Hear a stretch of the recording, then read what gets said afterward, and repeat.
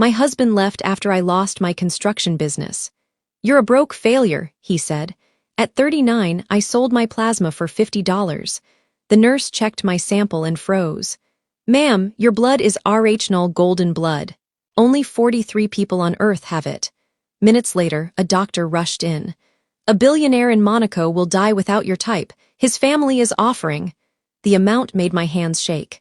Then he added, we also ran your DNA and found something that changes everything.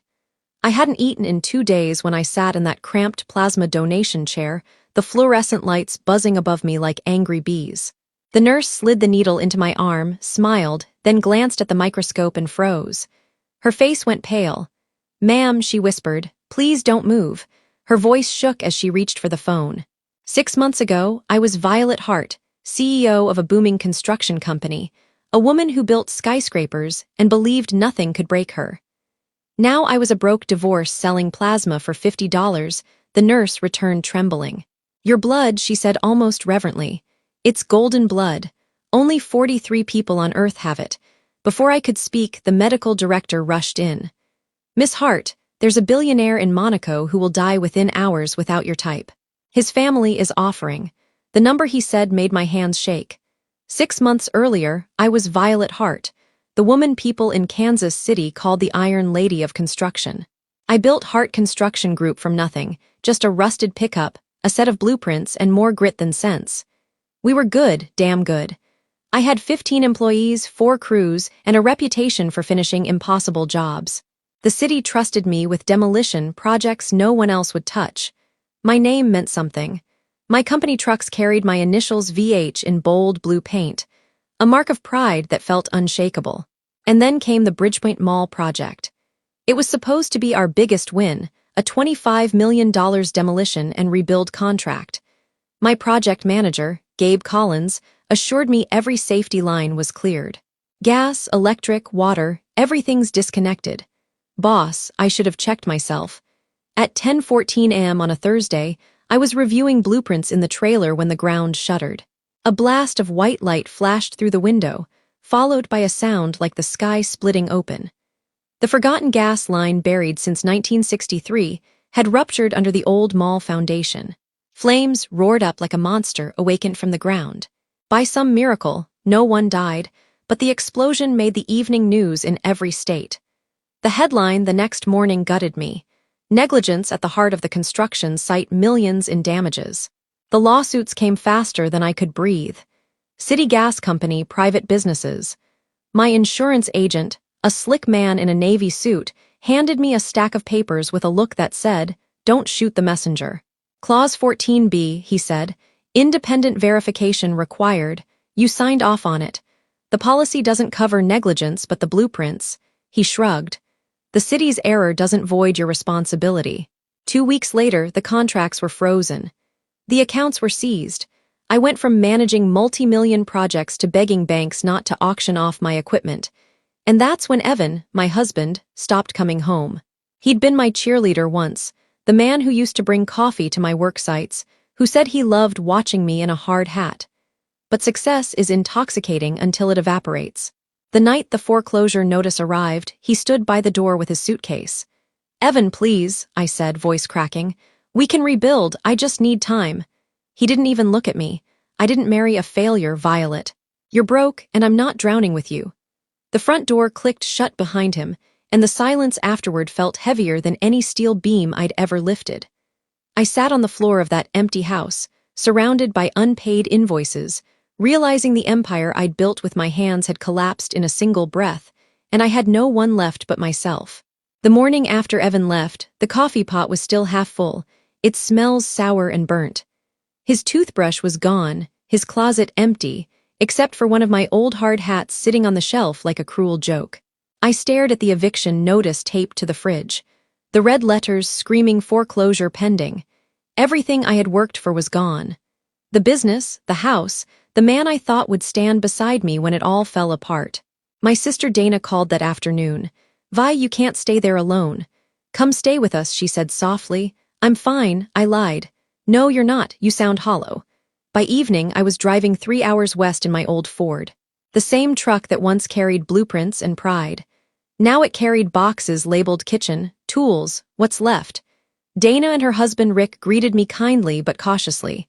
Their home smelled like fresh paint and normally. The kind of stability I used to mock as small dreams. Now it felt unreachable. They cleared space in the basement concrete floor. One small window, a fold-out cot that groaned when I sat on it. Dana hugged me, whispering, "It's temporary, Vi. You'll find your way back." But temporarily stretched into weeks. I applied for job after job, assistant project manager, 4 women, even clerk positions, but every interview ended the same. "You're overqualified. We're looking for someone younger. Your reputation might draw attention." The polite rejections cut deeper than insults ever could. At night, I'd lie on the cot staring at the basement ceiling, listening to the muffled sounds of Dana's kids laughing upstairs, their life continuing as mine stayed paused. The hum of the washing machine became my lullaby. One night, I overheard Rick whispering through the floorboards. "She's trying, honey. Just don't let her stay too long." The bills, I stopped listening. By January, my checking account showed $47.80. I sold my last gold bracelet for gas money. Every morning, I'd sit at the kitchen table with Dana, pretending to look up jobs on my old laptop while secretly calculating how long before I became her burden. The thought of calling Evan crossed my mind once, just once. I even typed the message, "I'm sorry, can we talk?" But I deleted it before sending. He didn't deserve to hear my voice. That night, I stood outside on the porch, the winter wind cutting through my coat, staring at the stars that looked like holes punched through heaven. I whispered to the darkness, "God, I built everything from nothing once. I can do it again, can't I?" But the silence that followed was colder than the air. I went back inside, looked at my wallet, and saw a single 20, a 10, a 5, and a few crumpled ones. The next morning, as I walked toward the library to use their Wi-Fi for job listings, I saw a glowing sign across the street. BioLife Plasma Center, new donors, $50. And for the first time in months, I thought, maybe that's enough to survive one more week. I stood on the sidewalk staring at the glowing blue sign. BioLife Plasma Center, new donors, $50. $50. It sounded both pathetic and life-saving. Enough for gas, maybe groceries, maybe a few days of pretending I still had control over my life. Inside, the air smelled like disinfectant and quiet despair. A row of tired faces sat beneath buzzing. Fluorescent lights, students, single parents, men in work boots, all clutching clipboards. I fit right in. At the reception desk, a young woman handed me a stack of forms. "First time donating?" she asked. "Yeah," I said, forcing a smile. "First time doing a lot of things." The questions were humiliating. "Have you eaten today? Are you currently unemployed? Is this donation due to financial hardship?" I checked yes on all 3 and my hand trembled as I signed my name. Violet Hart. A nurse called it from across the room. "Miss Hart, this way, please."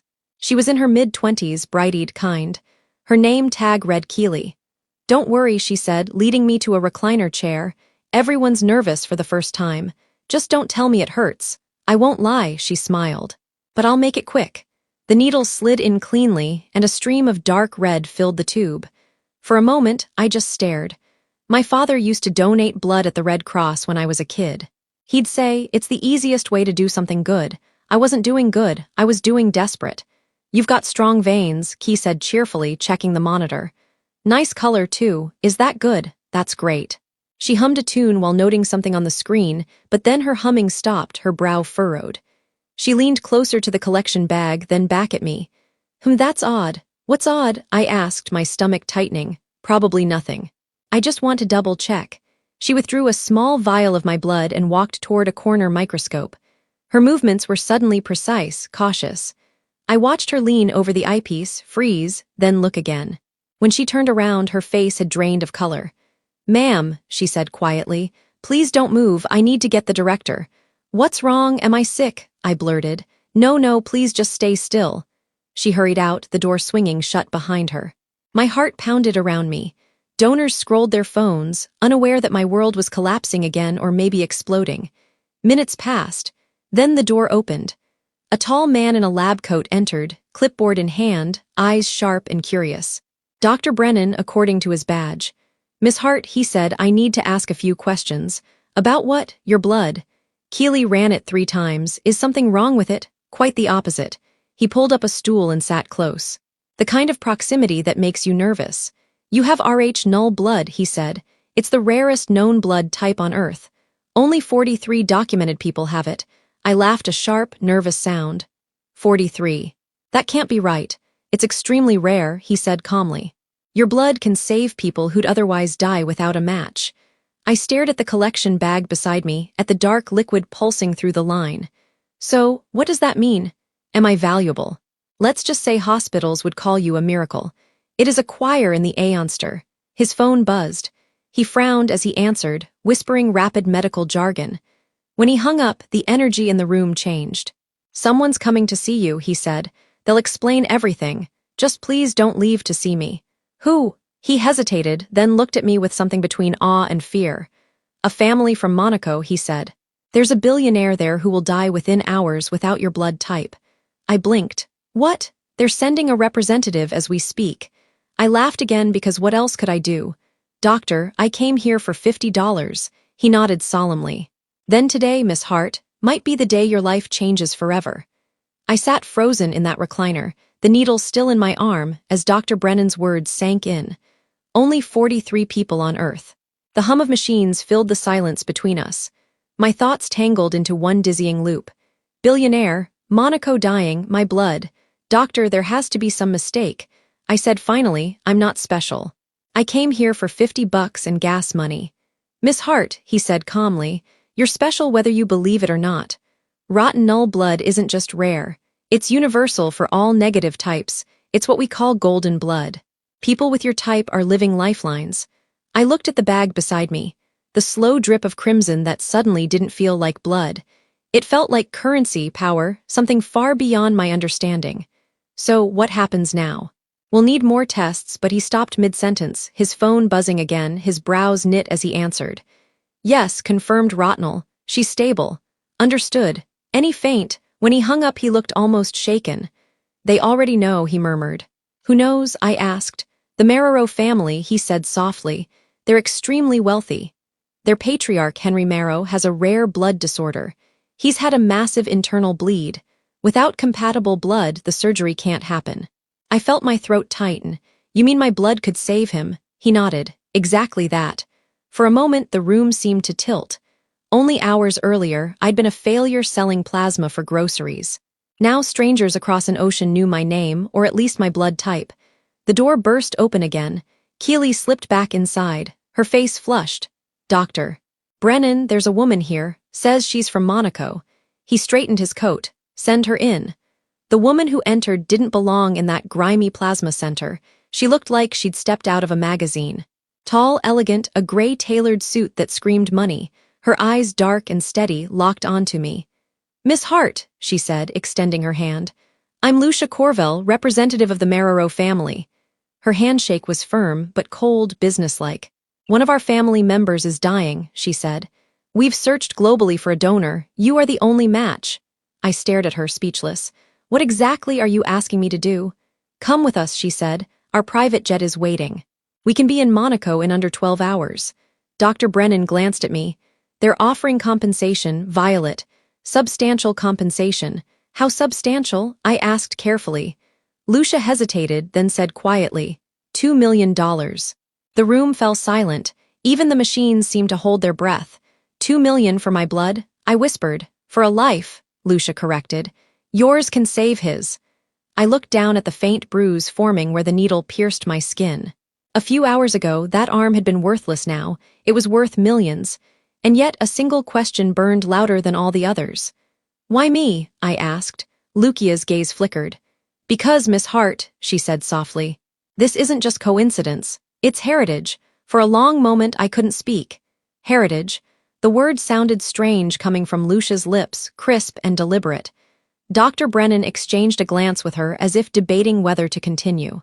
Finally, he exhaled. Miss Hart, when we identified your Rh null type, our system automatically ran a genetic panel. It's standard protocol for rare donors. And I asked, wary. He turned the tablet toward me. Charts, sequences, percentages meaningless to my eyes. But his tone carried weight. We found a set of genetic markers specific to a very small European bloodline, the Marrow family of Monaco. I laughed softly, shaking my head. You're saying I'm related to billionaires? I grew up in Wichita, Kansas. My mom was a waitress, my dad drove trucks. Lucia stepped closer, setting her expensive leather bag on the table. Your mother's name? She asked. Rachel Whitmore, I said. And your father? Tom Hart. Why? Lucia's expression shifted, part recognition, part calculation. Rachel Whitmore, she murmured as if tasting the name. She once worked for the Marrow family decades ago. That's impossible, I said. My mother never even left the country. Are you certain? Lucia's voice softened. Because we have records of a Rachel Whitmore American who was employed as a translator for Henry Marrow's brother in the early 980 seconds. The air left my lungs. His brother Vincent Marrow. He disappeared in 1985. The family believed he fled after a dispute with Henry. Around that same year, Rachel left Monaco without notice. I swallowed hard, my pulse quickening. Are you telling me my father isn't my father? Dr. Brennan lowered his voice. We can't confirm that, but your DNA matches the Marrow genetic signature at 99.7%. It's not a coincidence, Violet, it's lineage. For a moment, all I could hear was the soft hum of the machines. I'd come here to earn $50. Now, these people were telling me that my entire life, my parents, my identity might be built on a lie. I need to call my dad, I said, fumbling for my phone. Dr. Brennan nodded quietly. Do that, but hurry, time is short. When he stepped out, Lucia remained, watching me like a negotiator, sizing up her opponent. Why now? I asked, why me? Because Henry is dying, and you're the only living blood relative who can save him. The family has searched for Vincent's line for decades. You mean my father? Lucia's gaze softened for the first time. Yes, your father, I pressed call. It rang twice before a familiar growly voice answered. Vi, everything okay? Dad, did Mom ever work in Monaco? Silence, then a slow, heavy sigh. You found out, didn't you? My chest tightened. So, it's true. Your mother met a man named Vincent while working overseas, he said quietly. She came home pregnant. I married her knowing it wasn't mine. She asked me to protect you from that world, from their money, their name. You lied to me my whole life. I raised you, Violet. That part wasn't a lie.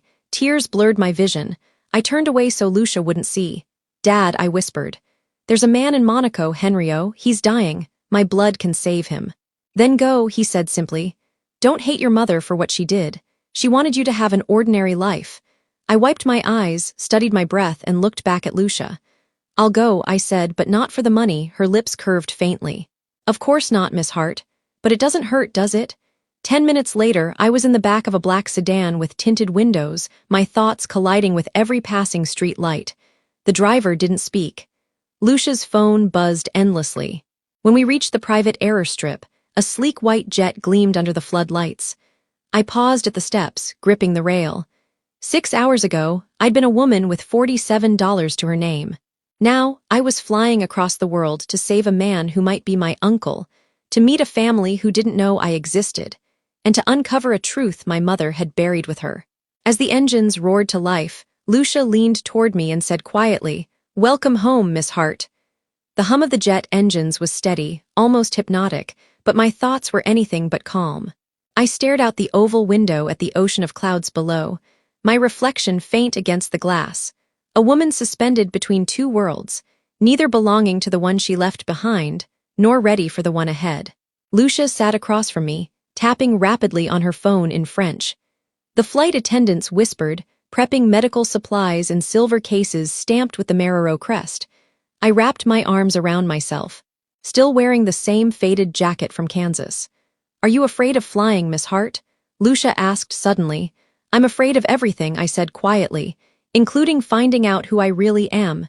She gave a small smile. Not unkind, just weary. Truth is heavier than altitude, but necessary. Silence filled the cabin again. I pulled out my phone, my thumb hovering over my father's contact. Tom Hart. No, Vincent Marrow. When I finally hit call, my hands shook so badly I nearly dropped the phone. Vi. His voice was soft, worn by age and guilt. Dad, I whispered. I'm on a plane to Monaco, a long pause. I could hear the slow breath of a man bracing for the past. So you met them, Lucia. She said, my blood can save someone named Henry Marrow. My Uncle Henry. The way he said it, half pain, half nostalgia, told me everything. It's true, then I said. You're Vincent, you left them, you left him. His silence was the only confirmation I needed. Why didn't you tell me? I demanded, my voice breaking. Why let me grow up thinking we were just ordinary? Because I wanted you free, Violet. His tone was raw. Henry and I were raised in gold cages. Expectations, money, bloodlines, every decision made for us. When I met your mother, I saw the first real thing in my life. So I walked away from an empire, from a prison, he corrected. Tears burned behind my eyes. Mom knew. She did. She swore to protect you from that world. She loved Yuvi more than her own comfort. The engines droned louder, the air pressure thick with emotion. Henner's dying, I said softly, and I'm the only one who can save him. Then save him, he whispered, and tell him I forgave him decades ago. What did he do? He wanted me to inherit everything, my father said, but I didn't want the crown. He couldn't understand that love meant more than legacy. I swallowed the lump in my throat. He'll know soon. There was a beat of silence before he spoke again, his voice trembling now. Violet, listen. Whatever happens there, remember, blood might connect you, but choice defines you. You're my daughter because I chose you. Don't forget that.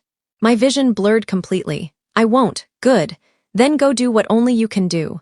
The call ended, but his words stayed, echoing louder than the engines.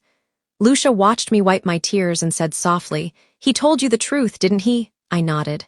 He did, and he told me to save his brother. For the first time, Lucia's expression cracked respect, maybe even empathy. Vincent was the only Marrow who ever walked away from power, she said. Henry respected that, though he never said so aloud. The plane began its descent, the coastline of Monaco glimmering below a ribbon of gold and sapphire. When the wheels touched down, I exhaled a breath I hadn't realized I'd been holding. The hospital waiting for us looked like a palace. Marble floors, chandeliers, and men in suits speaking in hushed French. I felt small again, like the broke woman from Kansas. Out of place in every sense, Lucia guided me through the sterile corridors until we reached a private suite. Machines beeped softly. A frail man lay surrounded by doctors. His hair was silver, his skin translucent, but his eyes, those eyes mirrored mine. Henry, Lucia said gently, this is Violet. He turned his head toward me, his lips trembling. You look like Rachel, he whispered. You're Vincent's daughter, my heart stuttered. Yes, I said, voice breaking. And I'm here to save you. He smiled weakly. Then perhaps you're saving more than just me. As the medical team prepared the transfusion line, I glanced at the IV bag, the tubing, the familiar red that had once meant shame and poverty. Now it meant life, heritage, redemption. The nurse slid the needle in, and I felt the slow, rhythmic pull as my blood began to flow toward him. My father's brother, my mother's secret, my own beginning. Henry reached out, his thin fingers closing around my hand. You have no idea, he whispered. What this means to our family? Tears fell freely now. Maybe I do, I said, because this isn't just saving you, it's saving who I am. And for the first time in years, as the golden blood flowed, I didn't feel broken. I felt whole. The next morning, sunlight streamed through the tall hospital windows overlooking the Mediterranean. I sat in the same chair beside Henry's bed, the bandage still fresh on my arm. My body ached, but something inside me felt lighter, as if I'd emptied out more than blood. Henry stirred, eyes fluttering open. His voice was faint but clear. You stayed. I wanted to see you wake up, I said, smiling softly. Guess I had a reason to now. He chuckled weakly. You have your grandmother's smile. Vincent always said she was too kind for our world. At the mention of my father's name, emotion rose in my throat. He's alive, I said quietly. He asked me to tell you that he forgave you 40 years ago. Henry turned his head toward the window, his eyes glistening. Forgive me? No, it's I who should ask his forgiveness. I tried to make him someone he never wanted to be.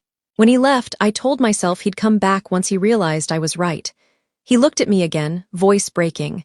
He never came back, but now I understand why. He chose freedom and love, and he gave the world you. The room fell silent. I didn't know how to respond, so I simply reached for his hand and held it, letting the unspoken fill the space between us. That afternoon, his daughter Isabel entered poised, elegant, but her smile genuine.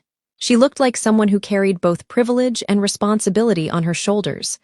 "I owe you my father's life," she said, sitting opposite me. "You don't owe me anything," I replied. "You owe him your years ahead. That's enough." "Still," she said, sliding an envelope across the table. "The transfer has been completed, $2 million as promised." I stared at the envelope, stunned. "It feels wrong," I murmured. "I didn't do it for the money." "Then use it for something right," she said. "My father built things, so did you. Perhaps it runs in the blood." The words landed deeper than she knew. Later that evening, Henry requested to see me one last time before discharge. He sat upright now, color slowly returning to his face. "Violet," he said. "Vincent once told me he'd rather build one honest life with his hands than inherit 1,000 built on other men's backs." I never understood that until now. He reached for a small velvet box on the table and opened it. Inside was a delicate gold pendant shaped like a drop of blood. "It belonged to our mother," he said. "She believed our family's greatest gift was not what we owned, but what flowed within us." My eyes stung. "I can't accept this." "You already have." Henry smiled. "It recognizes its own." When I left the hospital that night, the Monaco air smelled of salt and jasmine. I looked out over the harbor where yachts glittered under the moonlight and thought of my parents. My mother, who had run from this world, and my father, who had built a new one with nothing but his will.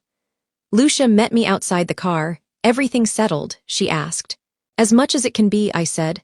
"Henry wants you to know the Merritt family considers you one of their own." "Now, that's kind," I replied, glancing toward the sea, "but I already have a family. I just didn't know how much of it lived inside me." As the car pulled away, the pendant in my hand caught the last streak of sunset. A tiny glimmer of gold, warm as life itself. For the first time in years, I didn't feel lost between worlds. I was finally both a daughter of Kansas and of Monaco. A woman reborn, not through fortune or fame, but through the blood that had always carried her home. When I returned to Kansas, the world looked different, smaller somehow, but gentler. The January wind that once felt like punishment now brushed my face like an invitation. I wasn't the same woman who had left. I wasn't just Violet Hart, the failed contractor, or Violet Marrero, the lost heir. I was both. And for the first time, that felt enough. Dad, Tom Hart, or rather Vincent, met me at the old diner off Highway 24, the one where Mom used to wait tables. He was already seated in our old booth, 2 steaming cups of coffee waiting when I slid into the seat across from him. He smiled with eyes full of history. "You saw him," he said. "Yes," I whispered. "He's alive. He forgave you." The words broke something open in him. His hands trembled as he reached across the table, covering mine.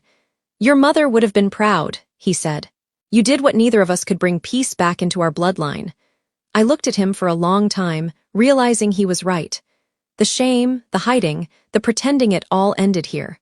2 weeks later, I used part of the Marrow money to reopen Hart Construction. Not the company that built skyscrapers for profit, but one that rebuilt homes for families destroyed by storms, fires, and bad luck. We called it Rebuild Hope. It wasn't glamorous, but it mattered. Sometimes, as I watched my crew lay the first brick of a new foundation, I'd think of that moment in the plasma center. How desperate I'd been, how empty, and how, in the space of a single heartbeat, my life had split in two before I knew what flowed inside me. And after that night, sitting on my porch, I unfastened the gold pendant Henry had given me. The small drop-shaped charm glimmered faintly in the fading light. I thought of him, of my mother's courage, of my father's quiet love, of the nurse who didn't look away when I was just another broken woman with a bruised arm. Now I understand. The rarest thing about us isn't what we own or achieve. It's what we carry unknowingly, waiting to be revealed when the world finally asks for it. I once sold my blood for $50. But in giving it away, I discovered something priceless. That sometimes the miracle isn't what you have.